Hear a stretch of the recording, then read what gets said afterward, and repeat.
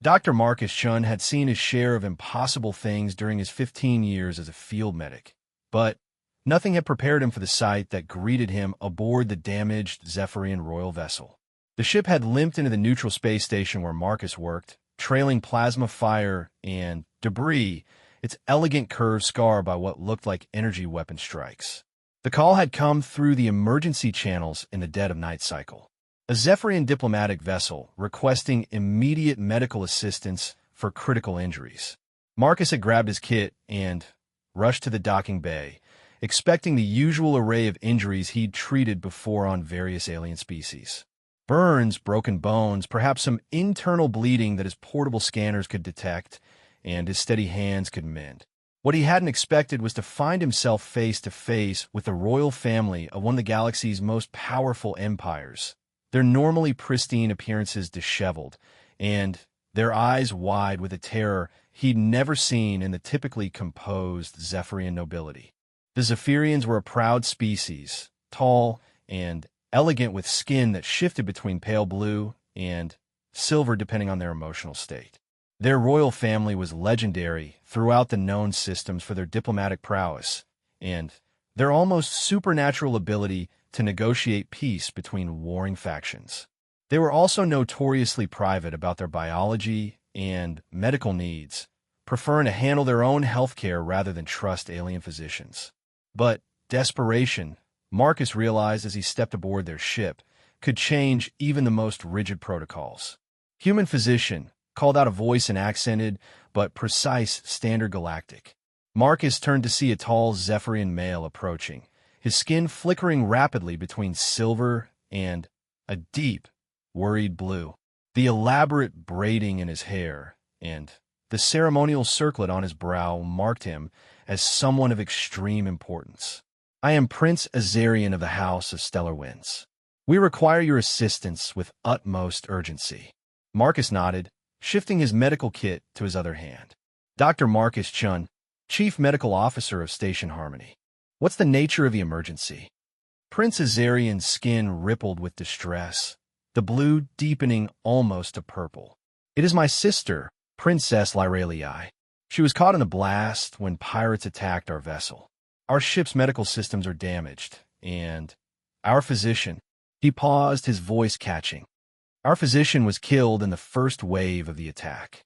Marcus felt his training kick in, pushing aside any curiosity about galactic politics or the rarity of treating Zephyrian royalty.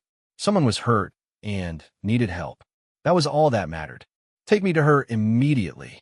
They moved quickly through the ship's corridors, past other injured crew members who bowed their heads as Prince Azarian passed. Marcus made mental notes of their injuries, planning to return to treat them once he dealt with the princess. But the prince's urgency suggested her condition was far more critical. The royal quarters were opulent even in their damaged state, with flowing fabrics and crystalline fixtures that seemed to capture and reflect light in impossible ways. But Marcus barely noticed the decor as Prince Azarian led him to an inner chamber where several other Zephyrians stood in a worried circle around an ornate bed. The group parted as they approached, and Marcus got his first look at Princess Lyralii. Even through his professional detachment, he had to admit she was beautiful in the ethereal way of her species. Her skin, however, was a sickly gray-white color that seemed wrong even to his untrained eye regarding Zephyrian physiology. Her breathing was shallow and labored, and dark veins were visible beneath her translucent skin, spreading from what appeared to be a severe burn on her left shoulder. "The blast," Prince Azarian explained, his voice tight with worry. She shielded one of the younger crew members. "The energy discharge struck her directly. Our medical scans indicate that the exotic energy is somehow interfering with her natural healing processes and spreading through her system like a poison." Marcus set down his kit and pulled out his portable scanner, adjusting it to work with Zephyrian biology based on the limited data he had in his medical database. The readings were unlike anything he'd seen before. The exotic energy signature was indeed spreading through her system, but it wasn't just poisoning her. It seemed to be actively breaking down her cellular structure and molecular level. "How long has she been like this?" Marcus asked, pulling on his examination gloves. 6 standard hours, replied an older Zephyrian woman who stepped forward.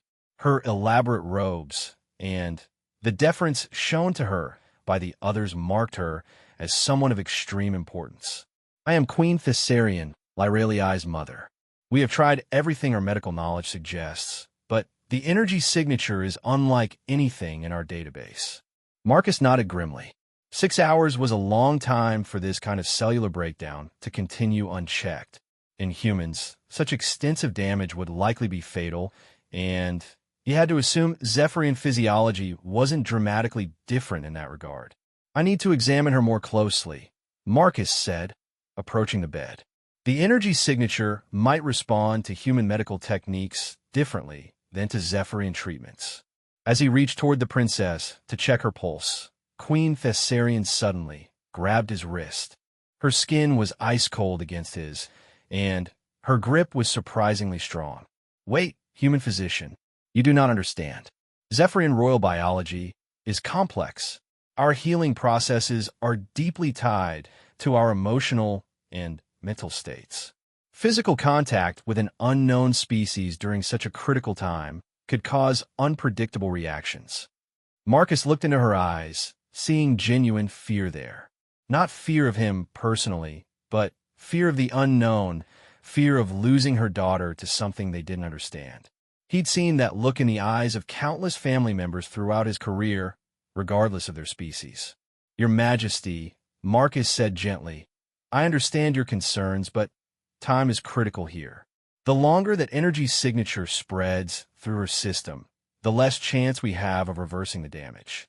I've treated dozens of species over my career, and while I may not know the specifics of Zephyrian physiology, the basics of energy poisoning and cellular damage are fairly universal principles."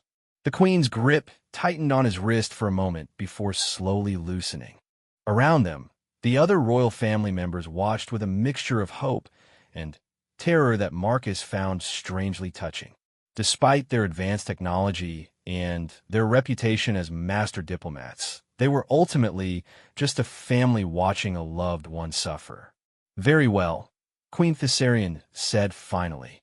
"But understand, Dr. Chun, that you're the first non-Zephyrian to have physical contact with a member of our royal bloodline in over 3 centuries. The implications of this moment extend far beyond simple medical treatment." Marcus nodded solemnly, understanding the weight of responsibility being placed on his shoulders. But as he looked down at Princess Lyraliai's pale face, watching her struggle for each breath, political implications seemed far less important than the simple human duty to help someone in need. He placed his hands gently on either side of her face, feeling for her pulse points while his scanner continued to gather data about the exotic energy spread. Her skin was cold and clammy, and he could feel the irregular flutter of her heartbeat beneath his fingers. The moment his skin made contact with hers, several things happened at once. The princess's eyes suddenly snapped open, revealing irises that swirled with the same blue and silver patterns as her skin. Every Zephyrian in the room gasped audibly, stepping back as if they'd witnessed something impossible. And Marcus felt a strange, tingling sensation in his hands, as if a mild electrical current was passing between them. But most remarkably, the dark veins that had been spreading beneath the princess's skin began to visibly recede. The gray pallor of her complexion started to warm, returning to the healthy blue-silver shimmer that marked a normal Zephyrian. Her breathing deepened and became more regular, and the readings on Marcus's scanner showed the exotic energy signature beginning to break down and dissipate. "Impossible," whispered Prince Azarian, staring at his sister in amazement. "The healing resonance, but you're not even Zephyrian. How can you channel our royal healing frequencies?" Marcus was equally confused. He had no idea what they were talking about, but he could see the obvious improvement in his patient's condition. The burn on her shoulder was visibly healing, the damaged tissue regenerating at a rate that defied everything he knew about biology.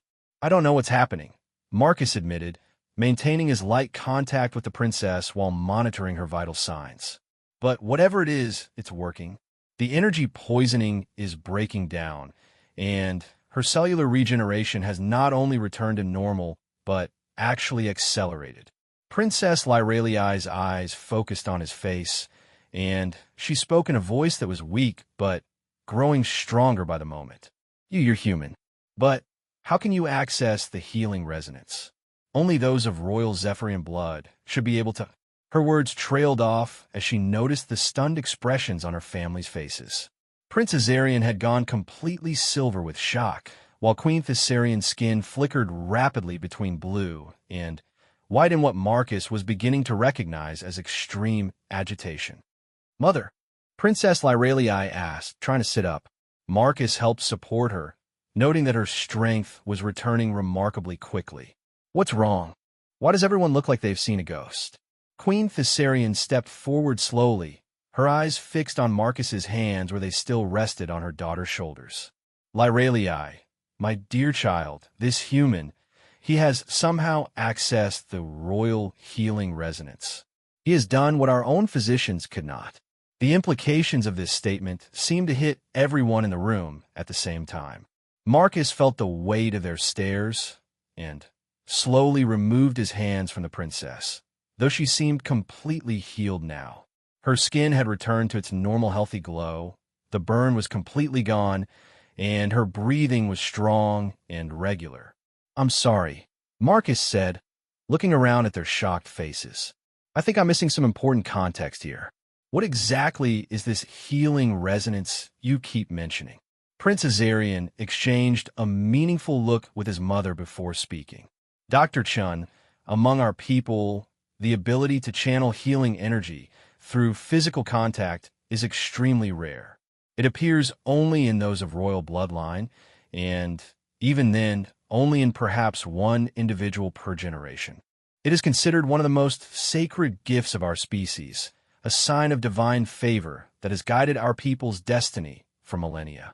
But I'm human, Marcus said, stating what seemed obvious. Surely there must be some other explanation. That, said Queen Thessarian slowly, is precisely what makes this so extraordinary. According to everything we know about our biology and our spiritual beliefs, what you have just accomplished should be impossible. Yet we have all witnessed it with our own eyes. Princess Lyraliai had managed to sit up fully now, and Marcus was struck by how vibrant and alive she looked compared to the near-death state he'd found her in mere minutes before. She studied his face with an intensity that made him slightly uncomfortable. What is your full name, Dr. Chun? She asked suddenly. Marcus Chun. I'm from Earth, originally from a place called San Francisco. The princess turned to her mother. Mother, we must contact the archive keepers immediately. If a human can access our royal healing abilities, there may be records, perhaps some connection we don't know about. Queen Thessarian nodded slowly. Indeed, my daughter. This event will require extensive investigation. She turned to Marcus. Dr. Chun, I believe you have just changed the course of our species' understanding of ourselves and our place in the galaxy. This is not something that can be dismissed or forgotten. Marcus felt a chill of apprehension. He'd signed up to be a field medic, not to become involved in galactic mysteries or alien royal politics. But as he looked at Princess Lyraliai, now fully recovered and practically glowing with health, he realized that his simple decision to help an injured patient had indeed set something much larger in motion.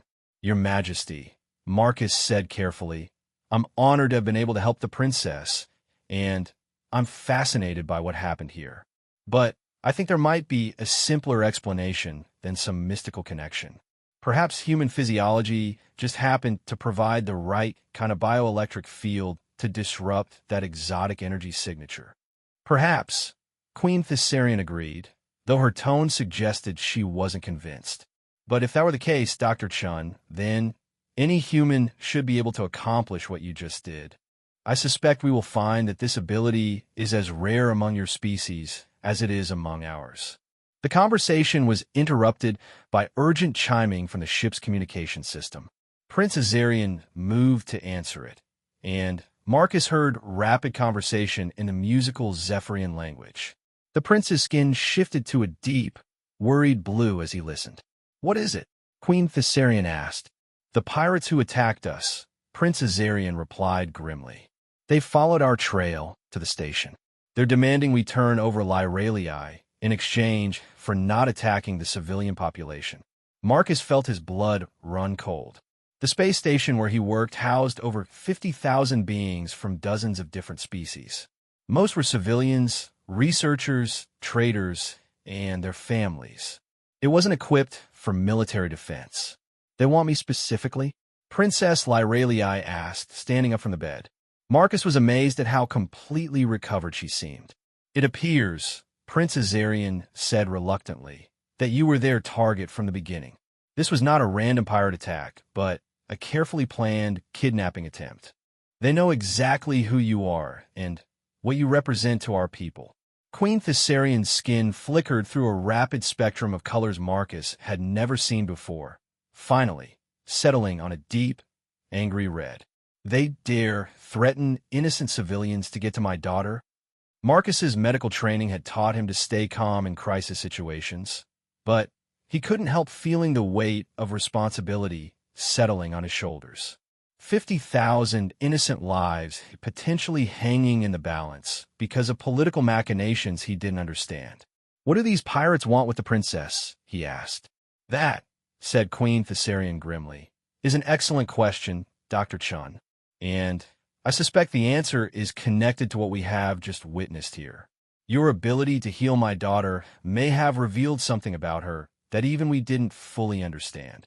As alarms began to sound throughout the ship and the space station, Marcus realized that his quiet life as a station medic had just become infinitely more complicated.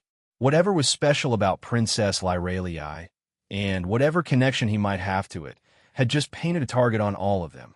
The adventure was only beginning. The next few hours blurred together in a chaos of emergency protocols and desperate planning. Station Harmony's modest security force was no match for a dedicated pirate fleet, and the Zephyrian royal vessel was too damaged to fight or flee.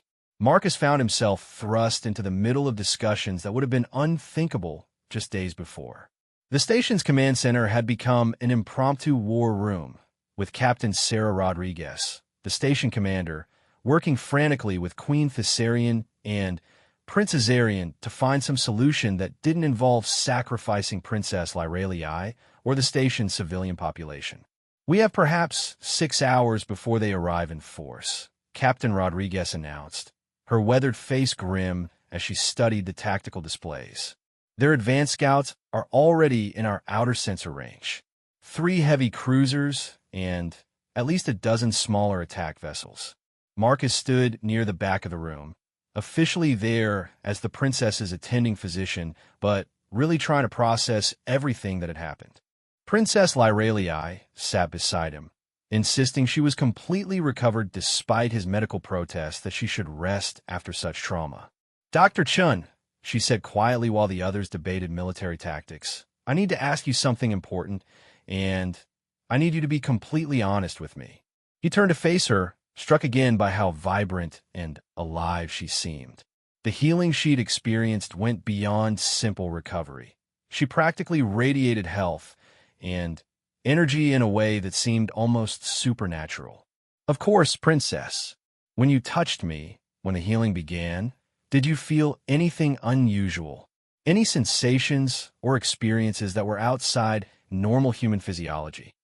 Marcus considered the question carefully. He'd been so focused on her recovery that he hadn't really analyzed his own experience. But now that she mentioned it, there had been something strange. There was a tingling sensation, he admitted, like a mild electrical current, but also something else. It's hard to describe. Almost like I could sense your injury directly, feel the damage being repaired. I assumed it was just my imagination or some side effect of whatever energy field was involved. Princess Lyralii nodded slowly. "That's consistent with what our healers experience when using the royal resonance. But, Dr. Chun, you should understand something about our people that we rarely share with outsiders. She glanced around to make sure the others were still occupied with their planning, then continued in a low voice. The healing ability isn't just a biological trait. According to our oldest records, it's connected to something far more significant. Our legends speak of a time when our ancestors were guided to the stars by beings of incredible power, entities our people called the architects. Marcus frowned. Architects, beings who shaped the development of life across the galaxy, she explained. Our myths say they scattered seeds of their power among different species, preparing for some future need. The royal healing resonance has always been considered a remnant of that ancient connection.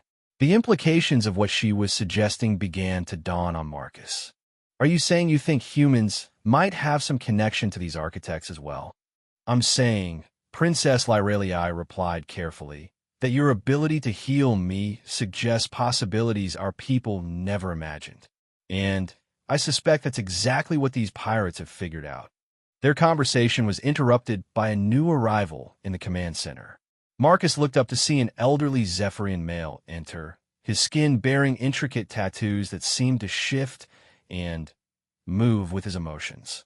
Prince Azarian immediately bowed deeply, and even Queen Thessarian inclined her head respectfully. Archive Keeper Valerian, the queen said, "Thank you for coming so quickly." The elderly Zephyrian moved with surprising grace for his apparent age, his eyes immediately finding Princess Lyrelii, and then Marcus. When he spoke, his voice carried the weight of vast knowledge and authority. Your Majesty, I have consulted the deepest archives in response to your urgent message about this human's abilities. His gaze fixed on Marcus with an intensity that was almost uncomfortable. Dr. Marcus Chin of Earth, you have accomplished something that challenges everything our people believed about the nature of the royal gift. Archive Keeper, Marcus said, not sure of the proper protocol. I'm honored to meet you, though I have to admit I'm completely out of my depth here. I'm just a doctor who tried to help an injured patient. Valerian smiled slightly. Just a doctor, perhaps, but one whose ancestry may be far more significant than anyone realized. He gestured to a holographic display that materialized in the air before them. I have been researching human genetic records and comparing them to our oldest architect databases. The hologram showed complex genetic sequences and stellar charts that meant nothing to Marcus, but he could see Princess Lyrelii and the royal family studying them with growing amazement.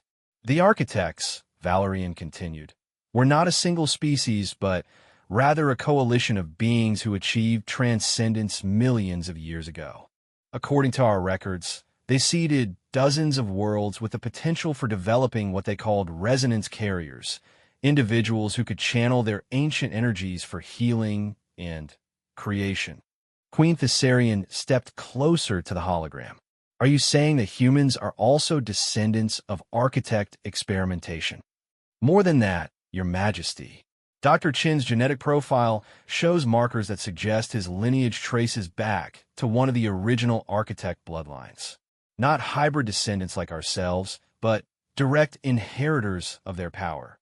The room fell silent as everyone processed this revelation. Marcus felt like he was in some kind of science fiction dream. This morning he'd been a simple field medic, and now he was apparently the descendant of ancient cosmic beings. This is fascinating, Captain Rodriguez interjected, but we still have a very immediate problem. Those pirates will be here in less than 5 hours, and knowing Dr. Chin's ancestry doesn't change the fact that we're outgunned and outmanned. Archive Keeper Valerian turned to her with a serious expression. Actually, Captain, it changes everything. These pirates aren't after Princess Lyrelii because of her political importance. They're after her because someone has discovered what she truly is, a key to awakening the dormant architect technologies scattered throughout the galaxy. I don't understand, Princess Lyrelii said. My child, Valerian explained gently. The royal healing resonance has always been weak compared to the legends of our ancestors' abilities. We assumed it was simply the degradation of power over generations. But what if it was never meant to work alone? He gestured to Marcus. What if the healing resonance requires two complementary bloodlines to reach its full potential? Zephyrian royalty to channel the energy, and an architect heir to direct and amplify it. Prince Azarian stared at his sister and then at Marcus. You're suggesting that together they could access the full power of the ancient technologies? I'm saying, Valerian replied, that what we witnessed in the healing chamber was likely only a fraction of what they might be capable of working together. And if I'm correct, then someone with access to very old and very secret knowledge has figured this out as well. Marcus felt a chill run down his spine. These pirates, they somehow know about this connection? Dr. Chun, Queen Thessarian, said gravely, there are those in the galaxy who have spent centuries searching for ways to access architect technology. Most of it has been dormant for millions of years, waiting for the right combination of genetic markers and energy signatures to reactivate it. The weapons, the starships, the terraforming devices, Prince Azarian added. Entire star systems could be reshaped with that kind of power. Captain Rodriguez ran her hands through her graying hair. So we're not just dealing with pirates. We're dealing with someone who wants to use these two as keys to unlock ancient weapons of mass destruction. That's the most likely scenario, Valerian confirmed. Which means simply handing over Princess Lyralii won't save the station. Once they have her, they'll need Dr. Chin as well. And once they have both of them, they'll have the power to conquer systems. Marcus finished grimly. The weight of responsibility was staggering. Not only were 50,000 civilian lives at stake, but potentially the freedom and safety of countless worlds throughout the galaxy. And at the center of it all was a connection between himself and Princess Lyralii that he was only beginning to understand. There has to be another option, Marcus said. Some way to fight back or escape. Actually, Princess Lyralii said slowly, there might be. Archive Keeper, you said the architect technologies require both of our bloodlines to activate. What if we could use that connection defensively instead of allowing ourselves to be used as weapons? Valorian's eyes widened with understanding. The station's power grid. If you could channel the healing resonance through the station's systems, you might be able to activate defensive protocols that have been dormant since the station was built. Captain Rodriguez looked skeptical. This station is only 50 years old. It was built with Standard Federation technology. Standard Federation technology, Valerian corrected, that incorporated salvaged components from dozens of ancient sites. It's common practice throughout the galaxy. Most builders don't realize they're integrating architect technology into their constructions. Marcus felt a spark of hope. You're saying the station might already have defensive capabilities we don't know about?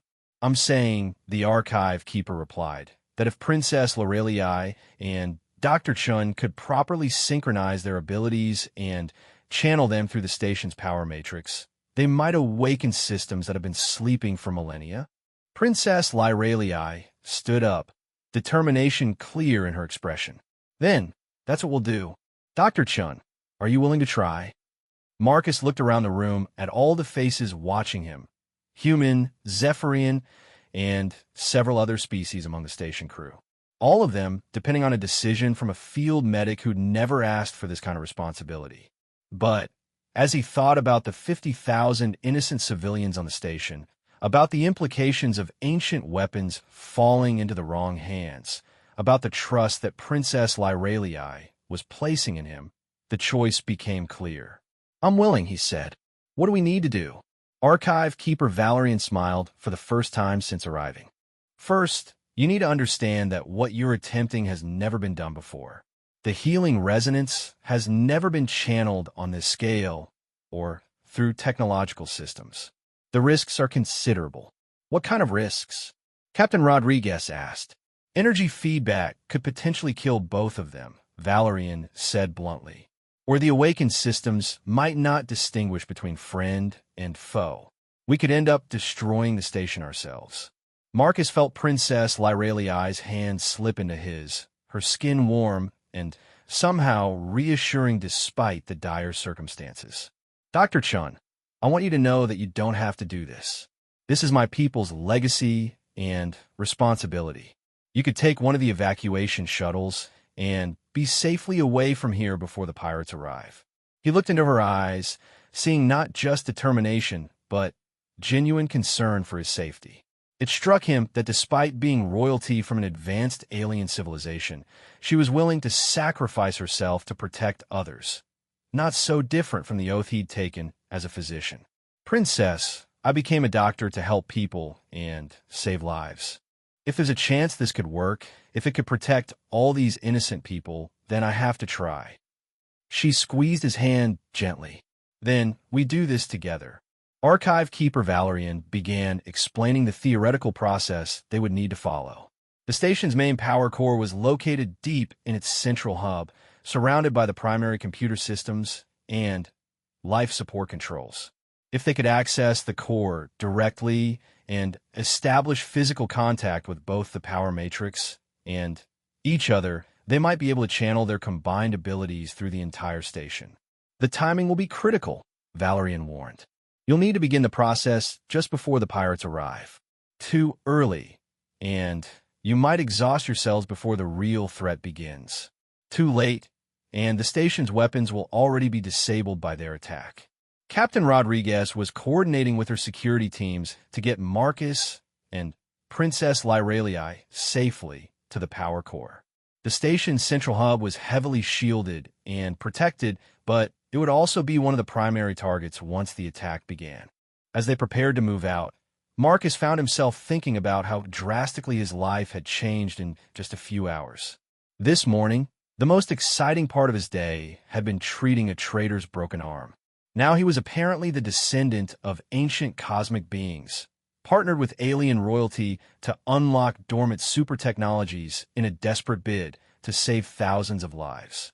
Dr. Chun, Queen Thessarian, approached him as they prepared to leave the command center. "I want you to know that regardless of what happens in the next few hours, my family and my people will be forever in your debt. You have given us back our daughter and revealed truths about ourselves that we never imagined." "Your Majesty," Marcus replied, "I just hope we can all get through this safely." "As do I," she said.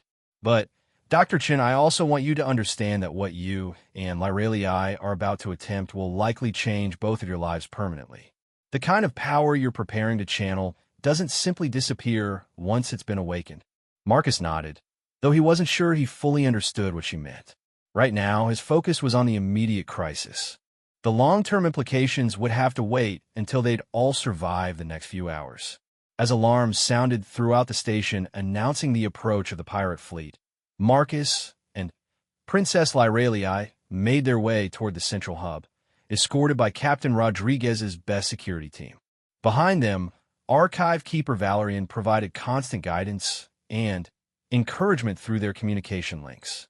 The fate of Station Harmony, and potentially much more, now rested in the hands of a human doctor and a Zephyrian princess who were only beginning to understand the true scope of their shared destiny. The central hub of Station Harmony was a massive spherical chamber that housed the station's primary power core, a fusion reactor that provided energy to the entire facility. Marcus had never been this deep into the station's infrastructure before, and the site was both impressive and intimidating. Massive conduits carried power throughout the station, while holographic displays showed the complex web of systems that kept 50,000 beings alive in the vacuum of space. "The power core is just through that access portal," Captain Rodriguez indicated, pointing to a heavily shielded doorway. "My engineers have already begun the shutdown sequence to allow you safe access, but you'll only have a limited window before we have to bring it back online." Princess Lyralii studied the readings on her portable scanner, comparing them to the information Archive Keeper Valerian had provided. "According to the theoretical models, we need to establish contact with both the primary power matrix and the central processing core simultaneously. And each other," Marcus added, feeling somewhat overwhelmed by the complexity of what they were attempting. "Don't forget we need to maintain physical contact to synchronize our abilities." The security team had taken positions around the chamber, watching the access tunnels for any sign that the pirates had already boarded the station. So far, the enemy fleet was maintaining a standoff distance, apparently waiting for their deadline to expire before beginning their attack. Dr. Chun, came Archive Keeper Valorian's voice through their communication links. I must warn you once more about what you're attempting. The theoretical energy output could be enormous, far beyond anything either of your species has experienced before. You must be prepared to shut down the process immediately if you feel yourselves being overwhelmed. Understood, Marcus replied, though privately he wondered how they would know when they were being overwhelmed by forces they'd never encountered before. Captain Rodriguez received an update from the command center. Enemy fleet is moving into attack formation. We estimate 15 minutes before they begin their assault. Marcus and Princess Lyralii exchanged a look of mutual determination. Whatever was about to happen, there was no turning back now. They entered the shielded chamber containing the power core, a massive sphere of contained energy that hummed with barely restrained power. The engineering team had installed temporary access panels to allow them to make physical contact with both the power matrix and the central processing systems. The theory suggests you should each maintain contact with one system while holding hands to complete the circuit, Valerian explained through their earpieces. Princess Lyralii, your natural affinity for the healing resonance suggests you should interface with the power core directly. Dr. Chun, your architect heritage should allow you to synchronize with the processing systems. Marcus placed his hand on the access panel connected to the central computer, feeling a strange tingling sensation as his skin made contact with the interface. The station's computer systems were far more complex than he'd realized, with processing pathways that seemed to extend far beyond what should be necessary for a simple space station. Princess Lyralii positioned herself at the power core interface, her skin already beginning to shift to the deep blue color that indicated intense concentration. I can feel the energy flow, she said softly. It's different from our ship's systems, more complex and somehow more responsive. That would be the architect components, Valerian confirmed. They were designed to interface with conscious minds rather than simple programming. Marcus took Princess Lyralii's free hand in his, and immediately felt the same electrical sensation he'd experienced during her healing, but amplified tenfold. Through their connection, he could sense the vast network of the station's systems spreading out around them like a three-dimensional map in his mind. I can see the station's layout, he said in amazement. Not just the physical structure, but the energy flows, the data pathways, everything. The processing power is incredible, Princess Lyralii added, her voice filled with wonder. It's like the systems are waking up, remembering functions they've forgotten for millennia. Suddenly, warning klaxons began sounding throughout the station. Captain Rodriguez's voice came through their communicators with urgent news. Enemy forces are beginning their attack approach.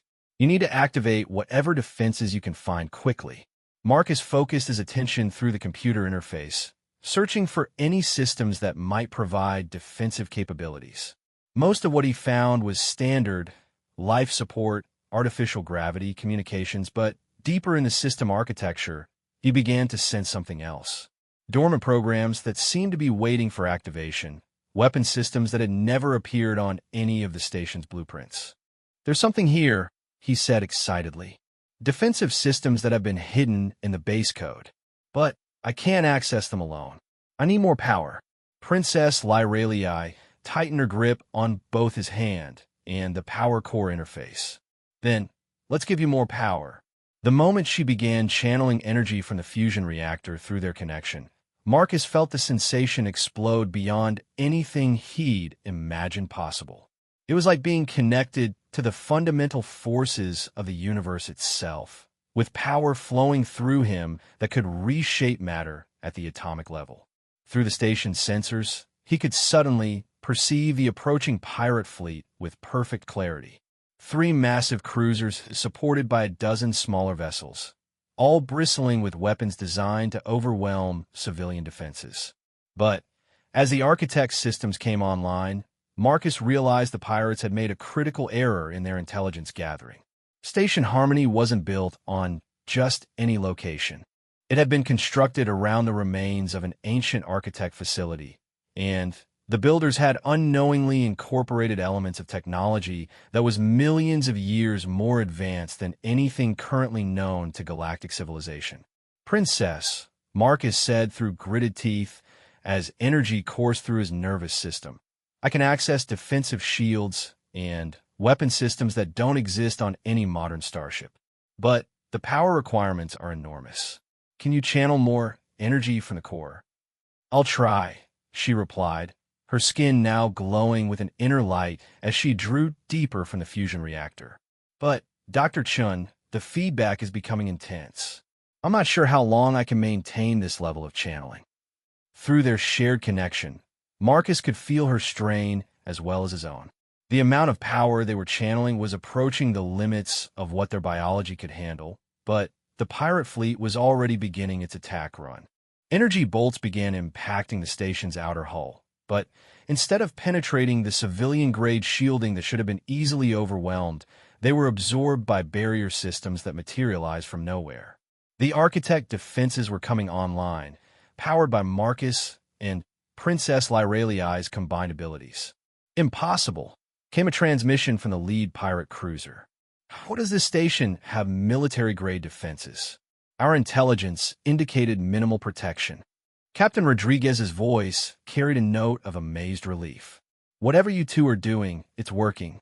The station's shields are holding against their entire fleet's bombardment." But Marcus could feel the strain building. The defensive systems were demanding more and more power, and he wasn't sure how much longer they could sustain the energy flow without serious injury. "We need to go on the offense," he told Princess Lyraliai. "The defense systems are draining us too quickly. If we can disable their ships quickly, we won't have to maintain the shields as long." "Can you access weapons through the computer systems?" she asked, her voice tight with concentration. Marcus probed deeper into the architect technologies, finding weapon systems that defied his understanding of physics. Energy weapons that could disrupt matter at the molecular level, gravitational manipulators that could crush ships like tin cans, even stranger technologies that seemed to operate outside normal space-time.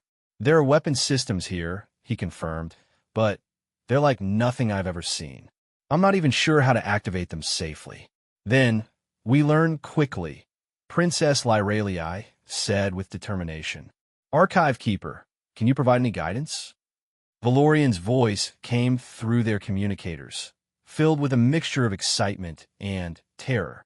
"The energy readings I'm detecting from your location are off any scale we've ever measured. You're accessing technologies that were considered mythical even in our oldest legends."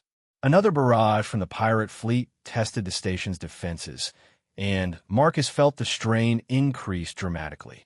They were running out of time. He focused on what appeared to be the simplest of the weapon systems, something that seemed designed to disable rather than destroy. Following instincts he didn't fully understand, Marcus activated the targeting systems and locked onto the lead pirate cruiser. The moment he triggered the weapon, Marcus felt like he'd been struck by lightning. Energy flowed through him, and Princess Lyraliai with an intensity that pushed them both to the limits of endurance. But the effect on the pirate ship was immediate and devastating. The cruiser's engines went dark, its weapons powered down, and its communication systems fell silent. The ship hung dead in space, apparently undamaged, but completely disabled. "Target the other cruisers," Princess Lyraliai gasped, her skin now glowing so brightly that Marcus had to squint to look at her. "Before they figure out what we're doing." Marcus targeted the remaining cruisers in rapid succession, each activation of the architect weapons sending waves of energy through their shared connection that threatened to overwhelm their nervous systems entirely. But within minutes, the entire pirate fleet hung powerless in space, their ships disabled by technology they couldn't begin to understand. "This is Captain Rodriguez to all pirate vessels," came the transmission from the station's command center. "You are surrounded by Station Harmony's defensive fleet, and ordered to surrender immediately. Marcus almost laughed despite his exhaustion. There was no defensive fleet, of course, but the pirates had no way of knowing that their ships had been disabled by technology rather than military action. "We've done it," Princess Lorelei said weakly, her glow beginning to fade as she reduced the energy flow from the power core. "But, Dr. Chun, something's wrong. I can't completely shut down the connection to the architect systems." Marcus realized she was right. Even as they reduced the power flow, he could still feel the station's systems responding to his thoughts, still sense the vast network of technologies that extended far beyond what should be possible. The connection they'd established wasn't simply turning off. "Archive Keeper," Marcus called through their communicators, "we've disabled the pirate fleet, but we can't seem to disconnect from the architect's systems completely." "That," Valerian replied grimly, "is unfortunately what I expected. The theoretical models suggested that once you'd established a connection of this magnitude, it would fundamentally alter your relationship with architect technology. You've essentially awakened as full carriers of their legacy." Princess Lorelei looked at Marcus with a mixture of wonder and concern. "What does that mean for us?" "It means," came a new voice through their communicators, "that you have both become something more than you were before." Marcus turned to see Queen Thessarian entering the chamber, flanked by Archive Keeper Valerian and Captain Rodriguez. All three were staring at him, and Princess Lorelei with expressions of awe and concern. "The energy readings have stabilized," Valerian reported, consulting his instruments, "but they haven't returned to baseline. Both of your biological signatures now show permanent integration with architect energy patterns." "Are we in danger?" Marcus asked. "Not danger, exactly," the Archive Keeper replied. "But you've both undergone a transformation that will have lasting implications. You now carry active architect heritage that could potentially interface with their technologies throughout the galaxy." Captain Rodriguez stepped forward. "The immediate crisis is over. The pirate fleet is disabled, and my security teams are preparing boarding parties to take them into custody. But we need to understand what's happened here and what it means for the future." Queen Thessarian approached her daughter, studying the subtle changes in Princess Lorelei's appearance. Her skin maintained a faint luminous quality, and her eyes seemed to hold depths that hadn't been there before. "My dear child," the Queen said softly, "how do you feel?" "Different," Princess Lorelei admitted. "I can still sense the station's systems, even with the connection reduced. And I feel stronger, more aware of things around me that I couldn't perceive before." Marcus nodded in agreement. "It's like having a new sense that I can't quite turn off. I'm aware of energy patterns and technological systems in a way that feels completely natural, but shouldn't be possible." Archive Keeper Valerian documented their responses carefully. "This confirms the theoretical predictions about full architect awakening. You've both become bridges between the ancient technologies and the modern galaxy. But what does that mean practically?" Captain Rodriguez asked. "Are we dealing with a security issue? Scientific opportunity? Political complications?" "All of the above," Queen Thessarian replied grimly. "Word of what happened here will spread quickly. There will be those who want to study Dr. Chun and Princess Lorelei, those who want to use their abilities, and those who will see them as threats to the existing balance of power." Marcus felt a chill of apprehension. He'd wanted to help save the station, not become some kind of galactic curiosity or weapon. "Your Majesty," he said carefully, "I appreciate everything that's happened here, but I'm still just a doctor. I have a life and responsibilities on this station." Princess Lorelei took his hand again, and Marcus immediately felt the connection between them strengthen. "Dr. Chun, I don't think either of us can go back to our old lives after this. We've become something new, something that the galaxy has never seen before." As if to emphasize her point, the lights in the chamber began to pulse gently in rhythm with their heartbeats, the architect's systems responding to their presence without any conscious direction. "The question," said Archive Keeper Valerian, "is what you choose to do with these new abilities. The galaxy is vast, and full of ancient mysteries that might now be within your power to solve. But there will also be those who seek to exploit or control you. Marcus looked around at the faces watching him, then at Princess Lorelei, seeing his own uncertainty reflected in her expression. In a matter of hours, they'd gone from strangers to partners in something that could potentially reshape galactic civilization. Whatever came next, he realized they would face it together. 3 months had passed since the incident at Station Harmony, and Marcus Chun was still trying to adjust to his new reality. The disabled pirate fleet had yielded crucial intelligence about a galaxy-wide conspiracy to locate and exploit architect artifacts, revealing that the attack on Princess Lorelei had been just one small part of a much larger plan. The interrogation of the pirate leaders had uncovered the existence of an organization called the Synthesis Collective, a secretive group that had been operating for centuries with the goal of unlocking the full power of ancient technologies. They had agents embedded in governments and corporations throughout the galaxy, all working toward the eventual discovery and activation of the dormant architect legacy. Marcus stood in the observation deck of the Zephyrian exploration vessel Stellar Grace, watching the swirling colors of hyperspace stream past as they traveled toward their next destination.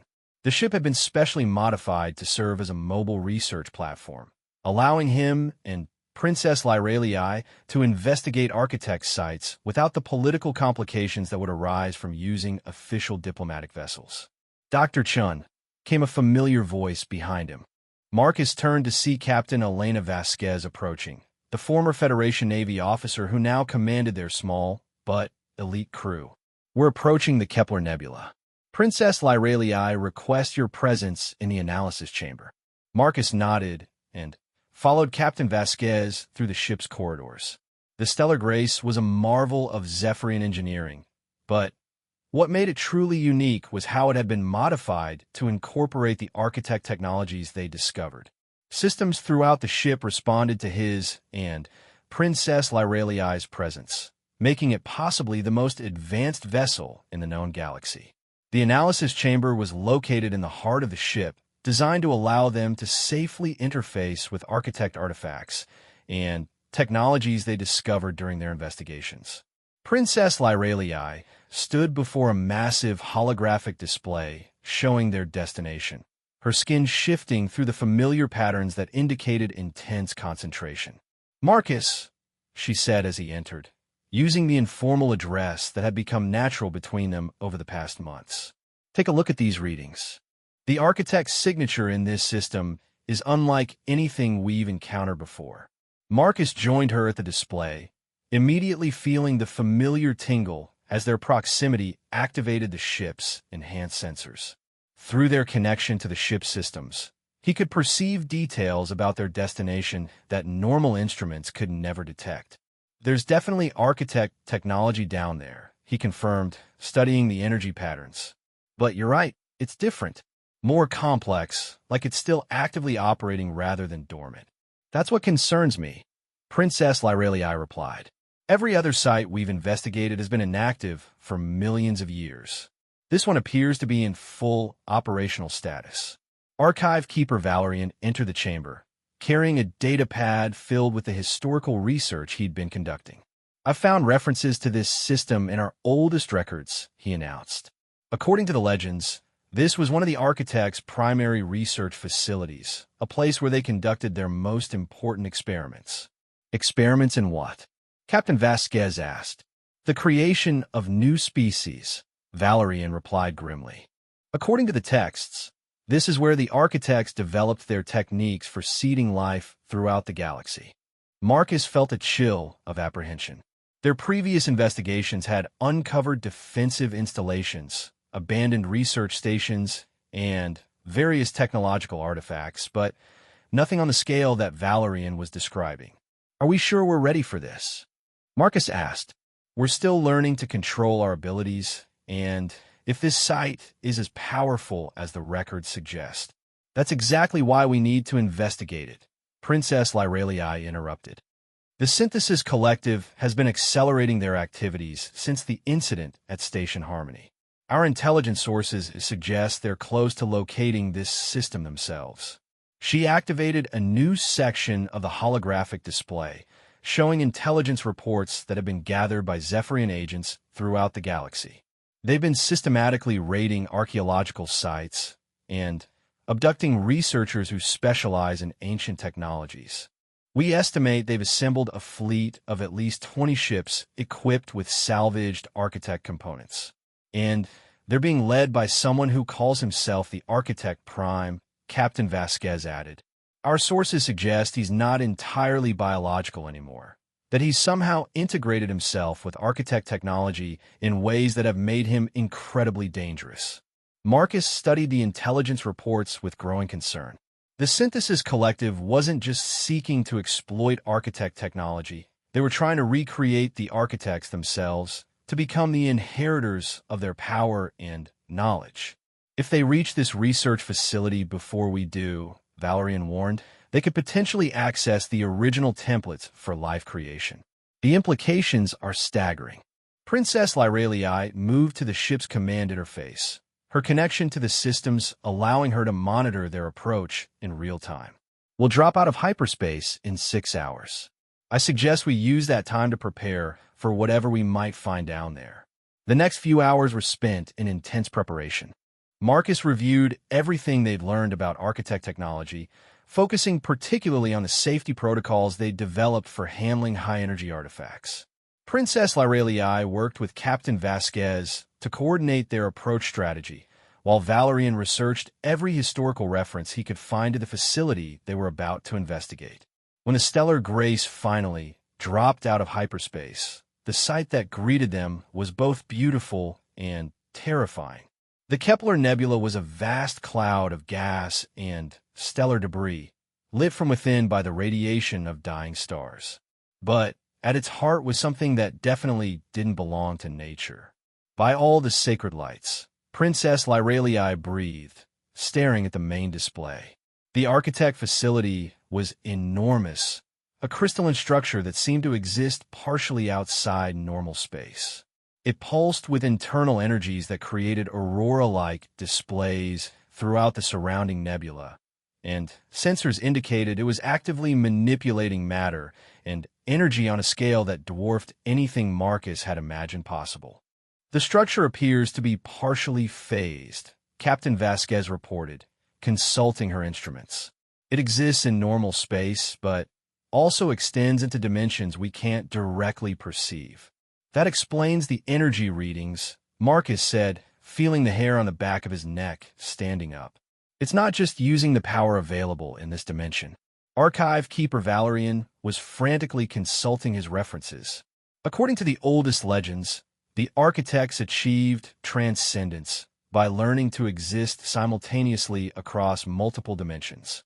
This facility might be one of their attempts to bridge the gap between physical reality and higher planes of existence. As they approached the structure, their ship's Architect-enhanced systems began responding more and more strongly. Marcus could feel the facility's presence like a vast intelligence watching their arrival, evaluating them with senses he couldn't begin to understand. Something's happening, Princess Lyralii announced suddenly. The facility is sending us some kind of signal. The main display shifted to show a communication pattern unlike anything in their databases. But as Marcus watched, he began to recognize elements that seemed somehow familiar, as if his enhanced connection to Architect technology was allowing him to interpret the message. It's an invitation, he said with sudden certainty. The facility recognizes our Architect heritage and is inviting us to come aboard. That could be a trap, Captain Vasquez warned. We have no idea what automated systems might still be operating after all this time. Or, Valerian suggested, it could be exactly what we need to understand our heritage and the responsibilities that come with it. Before they could debate the issue further, their ship's sensors detected multiple hyperspace signatures appearing at the edge of the nebula. The new arrivals were immediately recognizable as Synthesis Collective vessels, their hulls bristling with weapons and salvaged Architect technology. 22 ships, Captain Vasquez reported grimly. including what appears to be a command vessel that's been heavily modified with alien technology. The Architect Prime, Princess Laurelii, said with certainty. He's here. A communication signal came through from the collective fleet, and the main display shifted to show a figure that was barely recognizable as having once been biological. The being that called itself the Architect Prime appeared to be a fusion of organic matter and crystalline technology, his form shifting between states in ways that hurt to look at directly. "Greetings, young inheritors." The Architect Prime spoke in a voice that seemed to come from multiple dimensions simultaneously. "I have waited long for this moment. You have awakened to your true nature, just as I have done, but you still cling to the limitations of your original forms. What do you want?" Princess Laurelii demanded. "Want?" The Architect Prime laughed, a sound like breaking crystal. "I want to complete the great work that the architects began, to transcend the limitations of biological existence and reshape the galaxy according to a higher design. And you, my dear children, are going to help me." Marcus stepped forward, feeling the ship's systems responding to his emotional state. "We're not going to help you do anything. We've seen what your collective does, enslaving and exploiting others to serve your goals. Such limited thinking." The Architect Prime replied dismissively. "The architects created biological life as a stepping stone, nothing more. The next stage of evolution requires abandoning these primitive forms and embracing pure technological existence. The facility before us contains the templates for that transformation. And what about the billions of beings throughout the galaxy who don't want to be evolved according to your vision?" Princess Laurelii asked. "They are irrelevant," the Architect Prime stated flatly. "Primitive forms that have served their purpose. Once I access the facility's central core, I will have the power to transform or eliminate them as I see fit." The communication ended abruptly as the collective fleet began moving toward the facility. Marcus could see that their ships were equipped with technology designed to interface with architect systems, probably salvaged from dozens of archaeological sites. "We can't let him reach that facility," Marcus said. "Agreed," Princess Laurelii replied. "But our single ship against their entire fleet?" Captain Vasquez was already running tactical calculations. "The Stellar Grace is fast and has enhanced defenses thanks to the architect modifications, but we're seriously outgunned." "Maybe not," Marcus said thoughtfully. "The facility invited us here for a reason. What if we could reach it first and use its systems against the collective fleet?" Archive Keeper Valerian looked up from his research. "Extremely dangerous. We have no idea what safeguards the facility might have, or what it might do to protect itself. But it's our best option," Princess Laurelii agreed. "The alternative is letting the Architect Prime access technologies that could reshape the entire galaxy." Captain Vasquez nodded grimly. "Then we make a run for the facility. All power to engines and shields." The race that followed was unlike anything Marcus had ever experienced. The Stellar Grace streaked toward the massive architect structure while the collective fleet pursued, energy weapons lighting up the nebula as they exchanged fire. The ship's enhanced systems responded to Marcus and Princess Laurelii's combined will, dodging and weaving through the attack patterns with an agility that seemed to defy physics. As they approached the facility's docking ports, Marcus could feel the vast intelligence within evaluating them, making some kind of decision about their worthiness. The sensation was overwhelming, like being examined by a mind that spanned dimensions and operated on scales he couldn't comprehend. Then, suddenly, they were inside. The facility's interior was a maze of crystalline corridors and chambers that seemed to extend infinitely in directions that didn't follow normal geometry. The Stellar Grace had been drawn into what appeared to be a central docking bay, but Marcus could sense that they were now existing partially outside normal space-time. "The collective fleet has stopped," Captain Vasquez reported with amazement. "They're maintaining position at the facility's outer perimeter, but they're not pursuing us inside. The facility's defenses must be blocking them," Princess Laurelii suggested. Archive Keeper Valerian was studying his instruments with growing excitement. The energy readings inside here are incredible. It's like being inside a living star, but the radiation is somehow contained and channeled. As they made their way deeper into the facility, following corridors that seemed to reshape themselves to guide their passage, Marcus began to understand the true scope of what the architects had created. This wasn't just a research station. It was a nexus point where multiple dimensions intersected, allowing manipulation of reality on a fundamental level. Finally, they reached what could only be the central core, a vast chamber dominated by a structure that seemed to exist in several dimensions simultaneously. As Marcus and Princess Lyralii approached, the structure began to resonate with their presence, awakening systems that had been dormant for eons. "Welcome, inheritors," came a voice that seemed to speak directly into their minds. "You have arrived at the moment of choice." "Choice?" Marcus asked aloud. "The great experiment nears its conclusion," the voice continued. "The biological phase has served its purpose, but evolution must continue.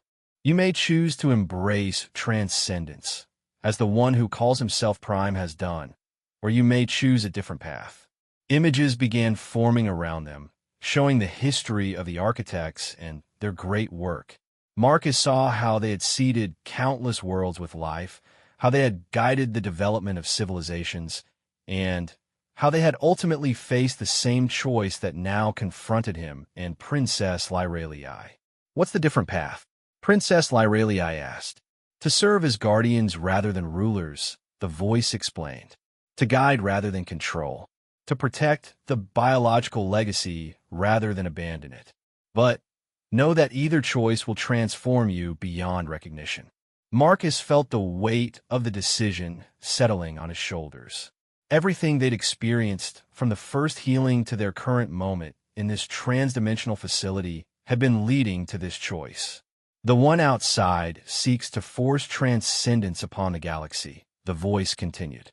"If you choose guardianship, you will have the power to stop him, but at great cost to yourselves."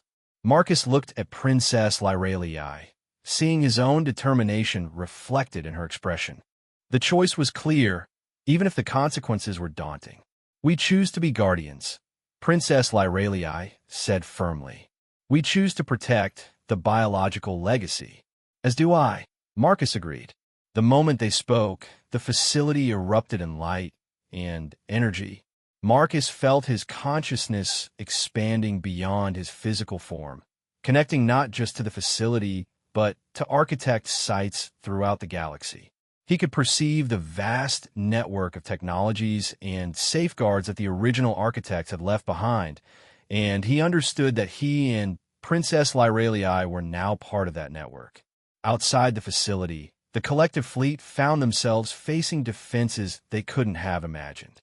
Ancient weapons systems awakened throughout the nebula, and the Architect Prime discovered that his stolen technology was nothing compared to the true power of the original creators.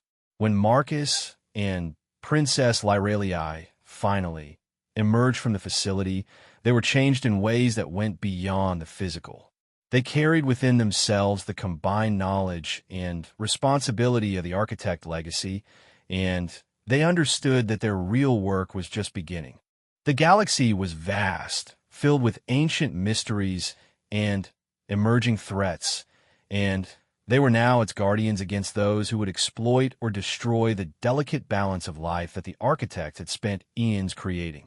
As the Stellar Grace departed the Kepler Nebula, leaving the defeated collective fleet in the custody of Federation security forces, Marcus reflected on how far he'd come from his simple life as a station medic. But looking at Princess Lyralii, his partner in this new responsibility, he realized that some journeys, no matter how impossible they might seem at the beginning, were worth taking. The galaxy was counting on them, and together they would not fail.